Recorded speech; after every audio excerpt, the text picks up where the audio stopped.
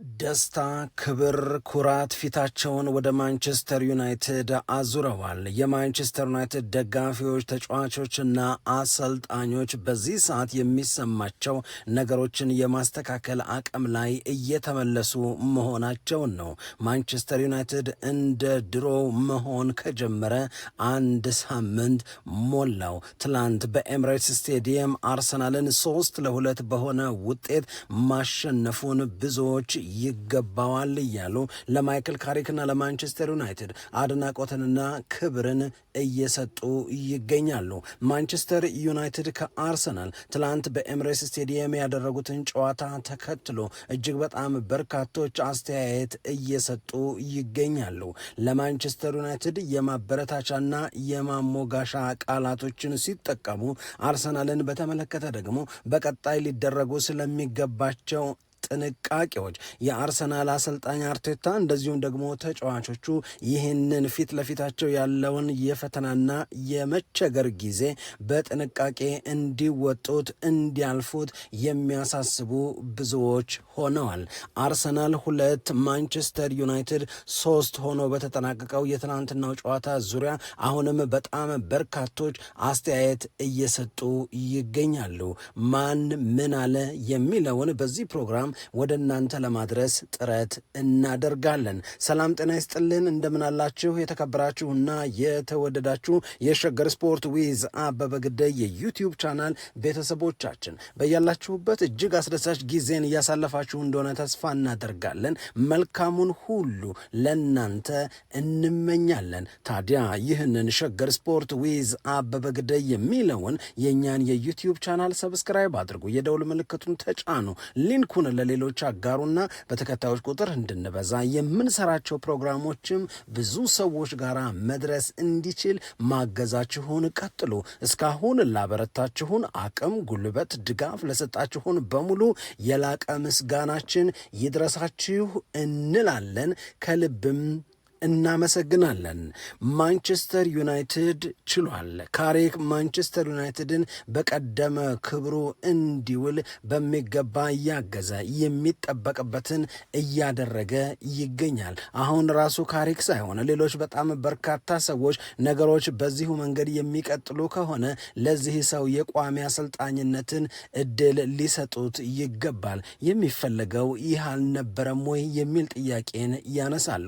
በማንቸስተር ዩናይትድ እና በማንቸስተር ሲቲ ያለፈው ሳምንት ጨዋታ እንደዚሁም ደግሞ ትላንትና በኤምሬትስ ስቴዲየም በተደረገው የአርሰናልና የማን ዩናይትድ ጨዋታ ማንቸስተር ዩናይትድ ያሳየው እንቅስቃሴ ከረጅም ዓመታት በኋላ ቡድኑን እንዲህ ባለ መንገድ እንዲህ ባለ ጥንካሬ እንድናየው አድርጓል ነው። ስለዚህ ካሪክ እንዲህ ያለውን ጥንካሬ የመመለስ የማንቸስተር ዩናይትድን ውጤታማነት ማሻሻል የሚችል ከሆነ በእርግጥም ለምን በቋሚነት ኃላፊነቱን አይወስድም? ቤቱን የሚያውቀው የአሰልጣኝነትን ኃላፊነት እየተረከበ ደግሞም ክለቡን ከልብ የሚወድና ለማንቸስተር ዩናይትድ ክብር የሚጨነቅ የሚቆረቆር ሰው ማንቸስተር ዩናይትድን ወደፊት ይዞ ያድጋልና ይህ ሰው ሊገባው ይችላል የሚል አስተያየት ከወዲህም ከወዲያም እየተሰጠ ይገኛል። በእርግጥ ገና 2 ጨዋታዎችን ነው ማንቸስተር ዩናይትድ ከካሪክ ጋር እያደረገው። ነገር ግን እነዚህን ጨዋታዎች 2 ብቻ ብለን ልንጠቅሳቸው አይገባም። ምክንያቱም በእንግሊዝ ፕሪሚየር ሊግ በዘንድሮ የውድድር ዓመት ተወደደም ተጠላም ከነዚህ 2 ክለቦች አንዳቸው ሻምፒዮን ይባላሉ። የውድድር ዓመቱ መጨረሻ ላይ ወይ አርሰናል ወይም ደግሞ ማንቸስተር ሲቲ ዋንጫውን የማንሳት እድል ከሌሎች ክለቦች ይልቅ የበለጠ ያላቸውን እነዚህን 2 ክለቦች በተከታታይ ገጥሞ እንዲህ ባለ ብልጫና መሻል ሙሉ 3 ነጥቦችን ሲወስድ ለዚህ ሰው 2 ጨዋታ ነው ብለን የምንቆጥበው አድናቆት የምንሰስተው ክብር አይኖርም የሚል አስተያየት ከብዙዎች እየተደመጠ ይገኛል። ምክንያቱም ማንቸስተር ዩናይትድ ያሸነፈው ሲቲንና አርሰናልን ነው፣ 2ቱን እጩ ሻምፒዮኖች። ከዚህ የትናንትናው ጨዋታ ጋር በተያያዘ ታዲያ በጣም ብዙ አስተያየቶች እየተነገሩ ይገኛሉ። የመጀመሪያው ነገር ባለፉት 10 ቀናት ካሪክ ምን አድርጎ ምን ሰርቶ ነው ማንቸስተር ዩናይትድን ወደዚህ አይነት ውጤታማነት ወደዚህ አይነት የተሻሽሎ የመቅረብ አቅም ላይ ያደረሰው? እነዚህ 10 ቀናት ብቻ ሳይሆኑ የመጀመሪያውን ጨዋታ ሲያደርግ ከ3 ቀናት በኋላ ነው። ሁለተኛውን የትናንትናውን ጨዋታ ሲያደርግ ግን ቢያንስ የአንድ ሳምንት የዝግጅት ጊዜ ነበረው። ስለዚህ ቀደም ባሉት ፕሮግራሞቻችን ላይ ስንል እንደነበረው በማንቸስተር ዩናይትድ ቤት ውስጥ ማይክል ካሪክ እየፈጠራቸው ያሉ ለውጦች ፍሬ መስጠት ጀምረዋል። አሁን ራሱ ካሪክ ብቻ ሳይሆን ተጫዋቾቹም ደጋፊዎቹም ገለልተኞቹም ጭምር ካሪክ የሚያደርገውን ነገር ከመቀበል የሚሆነውን እኔ ብሎ ለሱ እድል ከመስጠት ውጪ አማራጭ የላቸውም።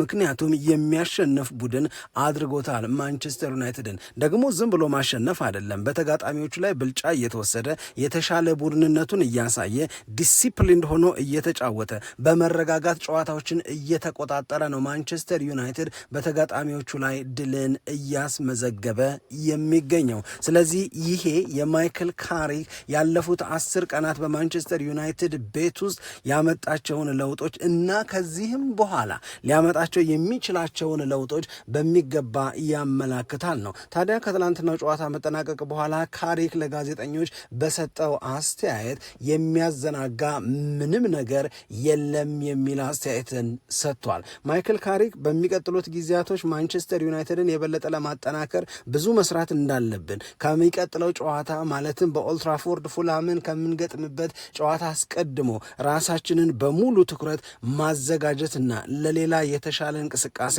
ለሌላ የተሻለ ውጤት መትጋት ይኖርብናል የሚል አስተያየትን እየሰጠ ይገኛል። በምንም አይነት ሁኔታ አንዘናጋም፣ የሚያዘናጋ ምንም ነገር የለም የሚል አስተያየትን ሰጥቷል። ይህንን በሚናገርበት ጊዜ እንግዲህ በጣም ብዙ ገና ልታዩቸው የምትችሏቸው የማንቸስተር ዩናይትድ መሻሻሎች የሚያጓጓውን የሚያሸንፈውን እንደገና በክብር የሚቆመውን ማንቸስተር ዩናይትድን እናሳያለን።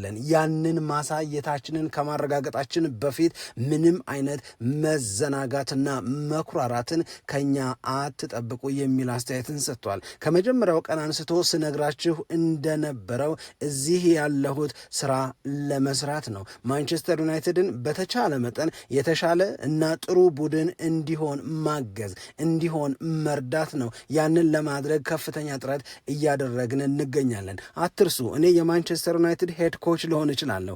ነገር ግን ደግሞ የማንቸስተር ዩናይትድ ወዳጅ የማንቸስተር ዩናይትድ ደጋፊም ጭምር ነኝ። ይሄ የኔን የማንቸስተር ዩናይትድ ቤት ቆይታ ልዩ ያደርገዋል ይላል። ስለዚህ እስካሁን ድረስ ማንቸስተር ሲቲን እና አርሰናልን ማሸነፍ በመቻላችን የሚፈጠርብን የመኩራራትም የመዘናጋትም ምንም አይነት ስሜት የለም። አውቃለሁ በጣም ጥሩ የሚባሉ ውጤቶች ናቸው። አርሰናልን ማሸነፍ በሜዳው በኤሚሬትስ ስቴዲየም፣ ማንቸስተር ሲቲን መርታት በዛ መንገድ፣ እነዚህ የሚያስደስቱ ውጤቶች ናቸው። ነገር ግን የሚያኩራሩ የሚያዘናጉና ከመንገድ የሚያስቀሩን ግን ሊሆኑ አይችሉም የሚል አስተያየትን ሰጥቷል። ሁልጊዜም የምንናገረው ስለሚቀጥለው ጨዋታ መሆን አለበት። የትላንትናው ጨዋታ አልፏል። ያለፈውም ሳምንት ትተነው መጥተናል። ስለዚህ የሚቀጥለው ጨዋታ በኦልትራፎርድ ከፉልሃም ጋር ሲደረግ ማንቸስተር ዩናይትድ ጥሩ የሚባል እንቅስቃሴን ከጥሩ ውጤት ጋር አጣምሮ ማሳየት ይኖርበታል። አሁን ይህንን ጊዜ በደንብ ኢንጆይ እያደረግኩት ነው የምገኘው። ማንቸስተር ዩናይትድ ፋንታስቲክ ሊባል የሚችል ፖዚሽን ላይ ይገኛል። ስለዚህ ይህንን የበለጠ ለማጠናከር የሚቀጥለው ጨዋታ ላይ በደንብ መትጋት በደንብ መስራት ይኖርብናል የሚል አስተያየትን ሰጥቷል። ደግሞም ሃሪ ማጓየር ስለ ማንቸስተር ዩናይትድ እና የአርሰናል የትላንትና ጨዋታ በተመለከተ ዘርዘር ያሉ ሀሳቦችን ለጋዜጠኞች አጋርቷል። ነገር ግን ሃሪ ማጓየር ከተናገራቸው ነገሮች መካከል የበለጠውን ትኩረት የሳበው ይህ አይነቱ ምሽት ይህ አይነቱ ድል ለማንቸስተር ዩናይትድ ደጋፊዎች ይገባቸዋል። ባለፉት ተከታታይ ዓመታት ተሰቃይተዋል። በማንቸስተር ዩናይትድ ጥሩ ለመሆን መቸገር፣ ጥሩ መሆን ማቃት የማንቸስተር ዩናይትድ ደጋፊዎች የከፈሉት ዋጋ ከባድ ነው፣ ትልቅም ነው። ስለዚህ እንዲህ ያለው ድል እንዲህ ያለው ምርጥ ምሽት የማንቸስተር ዩናይትድ ደጋፊዎች በተደጋጋሚ ይገባቸዋል። ባለፈው ሳምንት ማንቸስተር ሲቲን፣ ትላንት ደግሞ አርሰናልን ማንቸስተር ዩናይትድ እንዲህ ባለው የክብር ስሜት በውጤታማነት ጉዞውን እንዲቀጥል ሁላችን ኃላፊነት አለብን የሚል አስተያየትን ሰጥቷል። ማንቸስተር ዩናይትድ በክረምት የተጫዋቾች የዝውውር መስኮት ራሱን ለማጠናከር ወደ ገበያ ሲወጣ በ2024/25 የውድድር ዓመት የነበረበትን ክፍተት ከግምት ውስጥ በማስገባት ነበር። 2024/25 ማንቸስተር ዩናይትድ በማጥቃት እንቅስቃሴው እጅግ ደካማ የነበረ፣ በተጋጣሚዎቹ ላይ ባስቆጠረው የጎል ብዛት ማነስ ሲወቀስ ሲተች፣ ይሄ በፍጹም የማንቸስተር ዩናይትድ እውነት አይመስልም፣ ሊሆንም አይገባውም ሲባል ነበር። እናም የክረምቱ ገበያ ላይ ብሪያን ምቤሞን፣ ቤንጃሚን ሼሽኮን እና ማቲያስ ኩኛን አስፈረመ። ምናልባት ማንቸስተር ዩናይትድ በአንድ የዝውውሩ መስኮት ከአሰልጣኝ ሰር አሌክስ ፈርጉሰን ጡረታ መውጣት በኋላ በደንብ ልክ የሆነው በዚህ ክረምት የዝውውር ተሳትፎ ነው። ብሪያን ምቤሞ ባለፈው የውድድር ዓመት ለብሬንትፎርድ 20 ጎሎችን ያስቆጠረ፣ በዘንድሮ የውድድር ዓመት የእስካሁን ተሳትፎ ደግሞ ለማንቸስተር ዩናይትድ 8 የሊግ ጎሎችን ማስቆጠር የቻለ፣ ባለፈው ሳምንት ማንቸስተር ሲቲ ላይ፣ ትላንት ደግሞ አርሰናል ላይ ጎሎችን አስቆጠረ። በ9 ቁጥር ቦታ ላይ ካሪክ አምኖ የሰጠውን ኃላፊነት የተወጣው ብሪያን ምቤሞ ነው። ትላንት ተቀይሮ ወደ ሜዳ የገባው ማቲያስ ኩኛ በሚገርም ሁኔታ በቢቢሲ የጨዋታው ኮከብ ተብሏል። ተቀይሮ ነው የገባው። ሜዳ ላይ የነበረው የደቂቃ ብዛት አነስተኛ ነው። ነገር ግን ደግሞ በነዛ ጥቂት ደቂቃዎች ላይ የነበረው ተጽዕኖ መፍጠር የቻለው ልዩነት ለዚህ ተጫዋች የማን ኦፍ ዘ ማች ክብር ሊሰጠው ይገባል ተባለ። አርሰናል በኤምሬትስ ስቴዲየም ለማንም እጅ ያልሰጠ ቡድን ነበር። ትላንትና ማንቸስተር ዩናይትድ ሲያሸንፈው በማቲያስ ኩኛ ወሳኝ እና እጅግ በጣም የሚያምር የሚደንቅ ጎል ምክንያት ነው የተሸነፈው። ስለዚህ ማቲያስ ኩኛም ብሪያን ምቤሞም የክረምቱ የማንቸስተር ዩናይትድ የግዢ ውጤቶች ናቸው።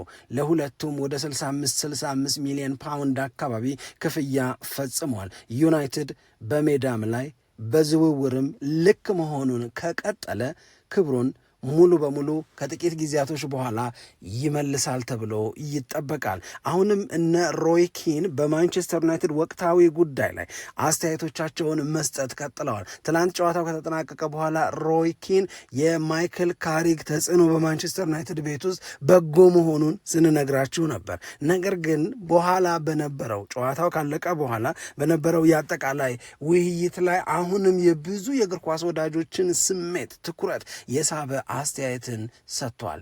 ካሪክን በተመለከተ አድንቆታል።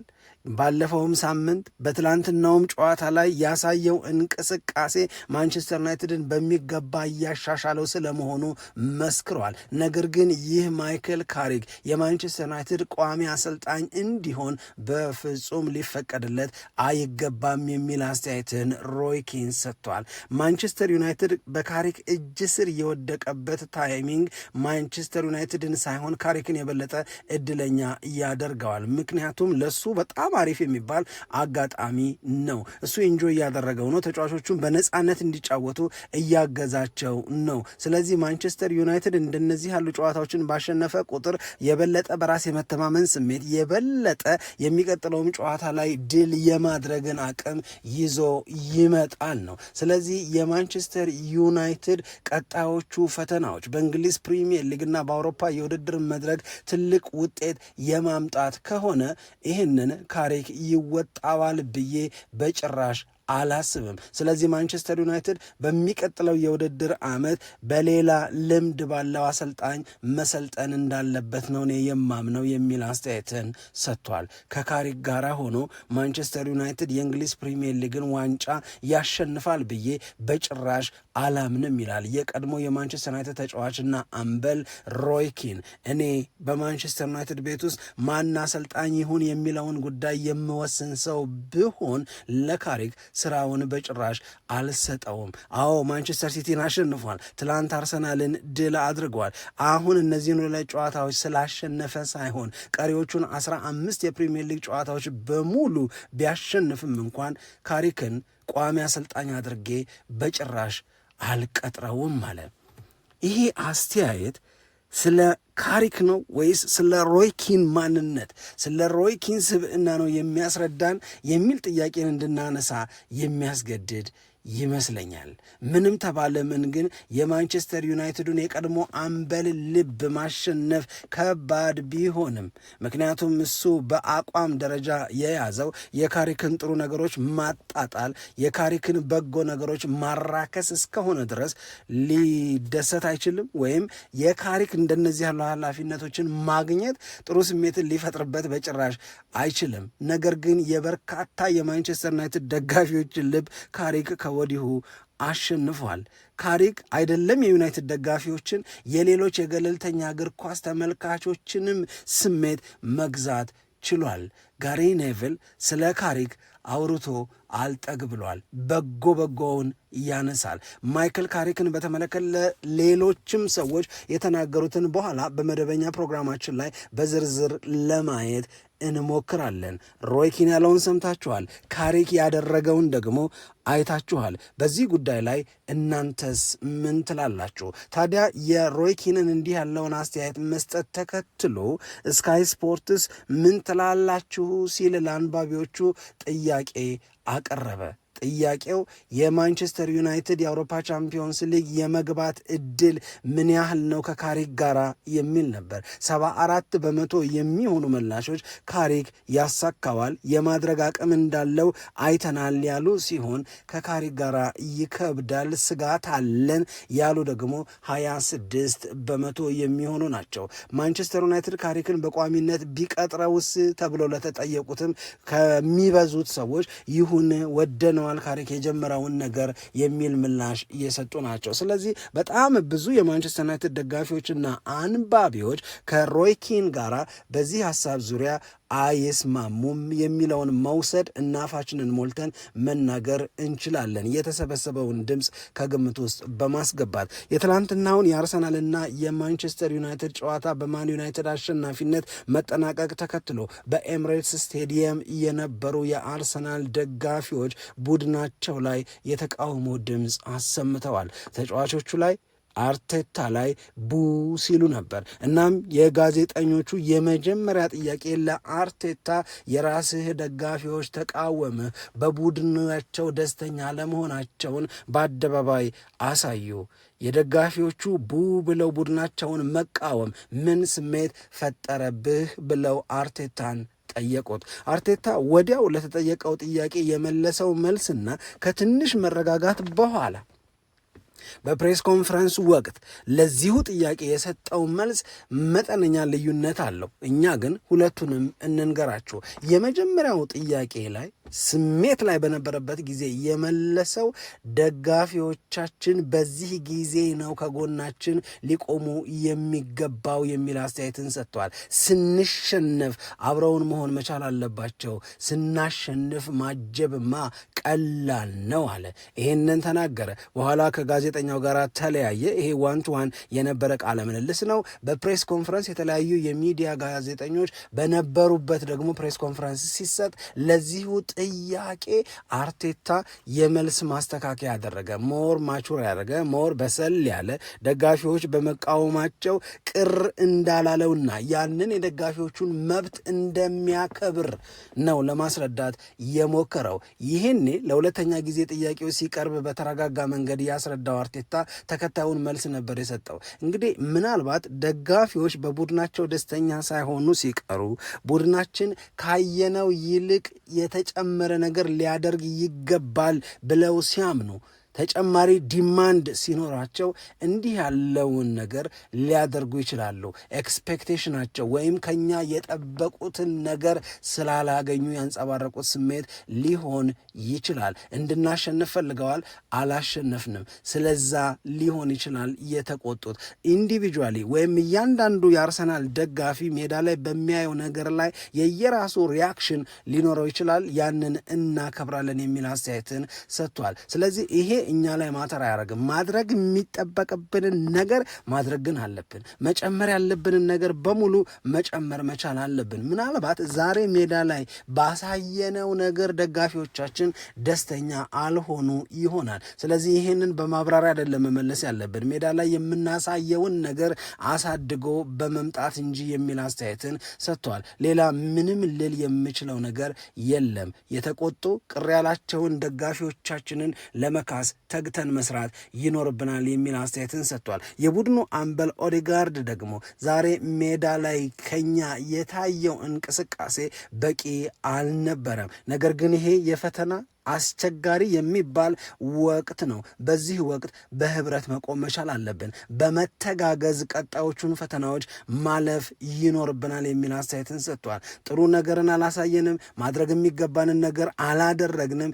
ነገር ግን ደግሞ ጊዜ መውሰድና በደንብ አናላይዝ ማድረግ የቱጋ ነው የተሳሳት ነው የቱጋ ነው ልክ ያልሆን ነው የሚለውን ነገር መፈተሽ እና በጋራ አንድ ላይ ቆመን ተሻሽለን መቅረብ ይኖርብናል። የትላንትናውን የጨዋታ እንቅስቃሴ ግን በቂ አይደለም የሚለው ሁላችንንም ያግባባናል የሚል አስተያየትን ሰጥቷል። ይሄ የኦዴጋርድ ሐሳብ ነው።